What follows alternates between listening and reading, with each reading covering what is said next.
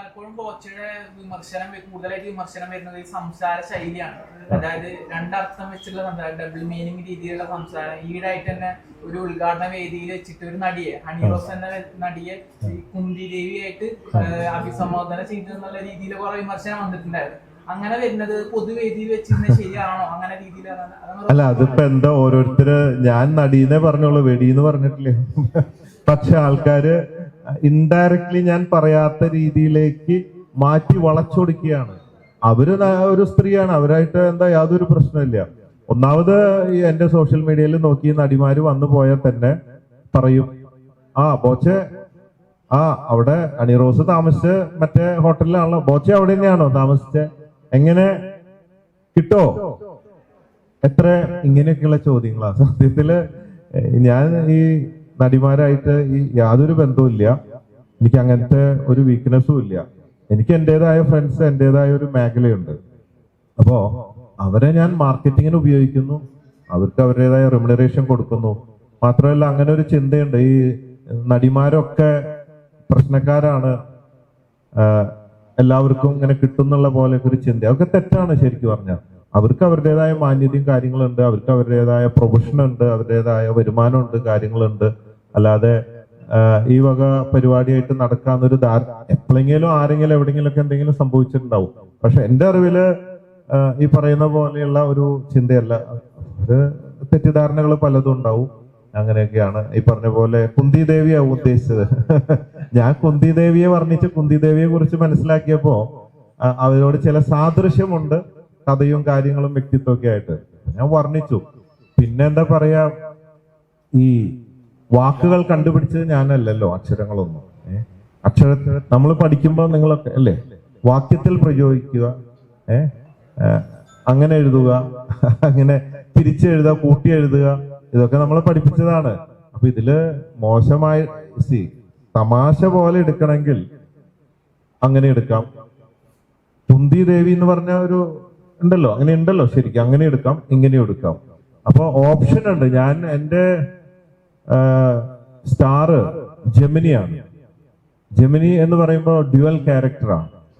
ഇന്നത്തെ മൂഡല്ല നാളത്തെ mood, different റോളില് പോയിക്കൊണ്ടിരിക്കുന്നതാണ്. അപ്പോ രണ്ട് ഓപ്ഷൻ ഉണ്ട് എന്നിൽ. എങ്ങനെ എടുക്കാം, അങ്ങനെ എടുക്കാം, എങ്ങനെ വേണേ എടുക്കാം. ചിരിക്കാൻ താല്പര്യമുള്ളവര്, കൂളാവുന്നവര്, ലൈഫ് എൻജോയ് ചെയ്യാൻ ആഗ്രഹിക്കുന്നവര്, എന്റർടൈൻമെന്റ് ആഗ്രഹിക്കുന്നവർക്കൊക്കെ അങ്ങനെ എടുക്കാം. സീരിയസ് ആയിട്ടുള്ളവർക്കൊക്കെ മറ്റേ അർത്ഥത്തിൽ എടുക്കാം. എന്നെ ചീത്ത പറയാം. ഒരുപാട് പേര് അപ്രിഷിയേറ്റ് ചെയ്യുന്നു, എൻജോയ് ചെയ്യുന്നു എന്റെ വീഡിയോ. എത്രയോ ലക്ഷക്കണക്കിന് ആൾക്കാർ. ഇപ്പൊ ഇന്നലെ ഒരു വീഡിയോ ഇട്ടത് ഇന്ന് 30 ലക്ഷത്തോളമായി. ഒക്കെ പോസിറ്റീവാണ്. ഒരു 10 പേര് അവിടെ നെഗറ്റീവ് ഇട്ടിട്ടുണ്ട്. അത് അവര് ഫേമസ് ആവാനാവാം, അല്ലെ അവര് പുണ്യാളന്മാരായതുകൊണ്ടാവാം. പല ഓപ്ഷൻസ് ഉണ്ട്. അപ്പൊ ഞാൻ എന്റെ അപ്പനുണ്ടായതല്ലേ, എനിക്കറിയുന്നതല്ലേ എനിക്ക് ചെയ്യാൻ പറ്റുള്ളൂ.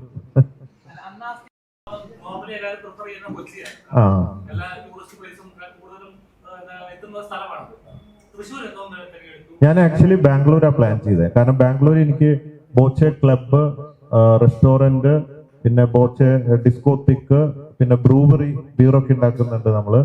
അവിടെ നടത്താമെന്ന് വെച്ചാൽ അങ്ങനത്തെ ഒരു സിറ്റിയാണ് ഇതിന് വേണ്ടത്. പിന്നെ ഞാൻ ആലോചിച്ചു, വയനാടിന്റെ ഇപ്പോഴത്തെ ഒരു സിറ്റുവേഷൻ, വയനാട് ടൂറിസം ഒന്ന് പൊക്കിക്കൊണ്ടുവരണം. പിന്നെ എന്റെ 1000 ഏക്കർ അവിടെയുണ്ട്. മറ്റുള്ളവർക്ക് എല്ലാവർക്കും ഗുണമാണല്ലോ, ഒരു വിൻ വിൻ സിറ്റുവേഷൻ അല്ലേ. മറ്റുള്ളവർക്കൊക്കെ ഒരുപാട് ഓപ്ഷൻസ് ഇല്ലേ. വയനാട്ടിന് വേറെ വലിയൊരു സംഭവം ഇല്ല. അപ്പൊ അവർക്ക് വലിയൊരു കാര്യവും, പിന്നെ ഗസ്റ്റുകളൊക്കെ അങ്ങോട്ട് വരുമല്ലോ എന്നോർത്തിട്ടാണ് അത് വയനാട്ടിലേക്ക് കൊണ്ടുവരാൻ ശ്രമിച്ചത്.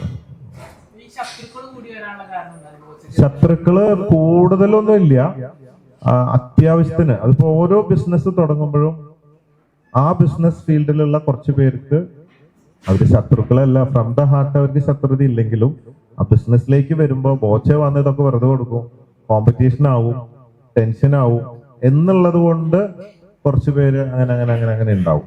അതെ, ഞാൻ ആരും ഉപദ്രവിക്കാനോ ഒരു ദോഷത്തിനോ ആരും പറ്റിക്കാനോ ഒന്നും പോയിട്ടില്ല. എന്നെ കൊണ്ട് പറ്റാവുന്ന സഹായം കൊടുക്കുക മാത്രമേ ചെയ്യാറുള്ളൂ. അതുകൊണ്ട് പേഴ്സണലി ആർക്കും എന്നോട് വൈരാഗ്യം ഉണ്ടാവും എന്ന് എനിക്ക് തോന്നുന്നില്ല. ബിസിനസ് അല്ലേ. പിന്നെ ഞാൻ എല്ലാം ആലോചിക്കുന്നതിന് എന്താ മാർഗം ഇങ്ങനെ ശത്രുത ഇല്ലാതെ.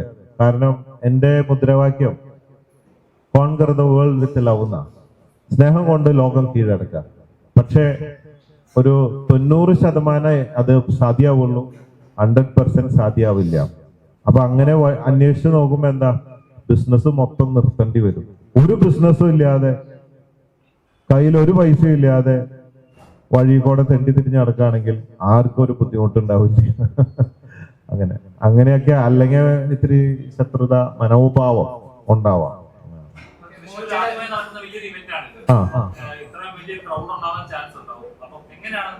ഇവിടെ ലിമിറ്റഡാ, ടിക്കറ്റ് വെച്ചിട്ടാണ്.